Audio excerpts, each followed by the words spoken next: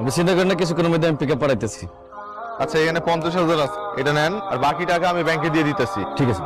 ঠিক আছে। এই গাড়ি স্টার্ট দাও। হ্যাঁ সাবিত, মাহির কোথায়? ফোন ধরতেছে না কেন? কতক্ষণ ধরে ফোন দিতেছি। আচ্ছা ঠিক আছে।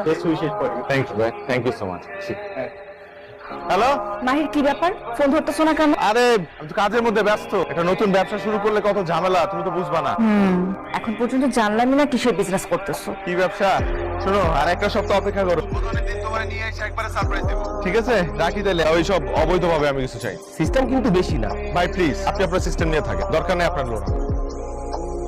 আচ্ছা কি করবো? ভাই, এটা কোনো ভাঙারি ব্যবসা না, এটা রপ্তানিমুখী শিল্প। আব্বা, একটু আমারে বুঝাও না। আরে আমি অত কিছু বুঝি না। আমি বুঝছি যে আমার আত্মীয় স্বজনের সামনে আমি মুখ দেখাইতে পারবো। চত্ব সব। তুই থাম, আমি দেখতেছি। বাবা, ও হচ্ছে মারিয়া। আসসালামু আলাইকুম। ওয়ালাইকুম আসসালাম। এটা তোমার সারপ্রাইজ ছিল? হ্যাঁ, কেন তুমি খুশি হও নাই?